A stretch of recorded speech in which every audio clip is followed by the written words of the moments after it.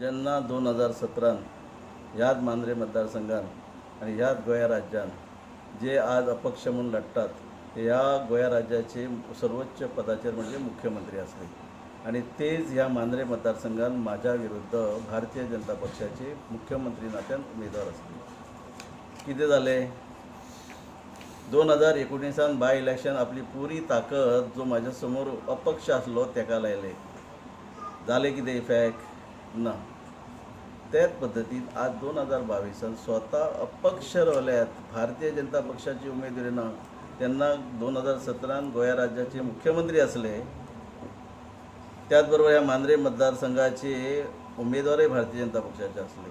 मुख्यमंत्री असताना जे करू शकलो ना, जो जिखू शकलो ना, तेन्ना 2022 म्हाका कसलीच चिंता ना. जो विकास केलो तो प्रत्येक घराघरांनी हांवें पावयल्लो आहा. आज दयानंद सोपटे ह्या मांद्रे मतदारसंघात पहिलेच फावटी आमदार म्हणून निवडून दिता आसतना आनी आमदार म्हणून काम करता आसतना तो पूल जो इतली वर्सां म्हणजे 5 वर्सां रखडलो तो 5 म्हयन्यान पूर्ण करून लोकार्पण केले. त्याची साक्षी तुम्ही आसात.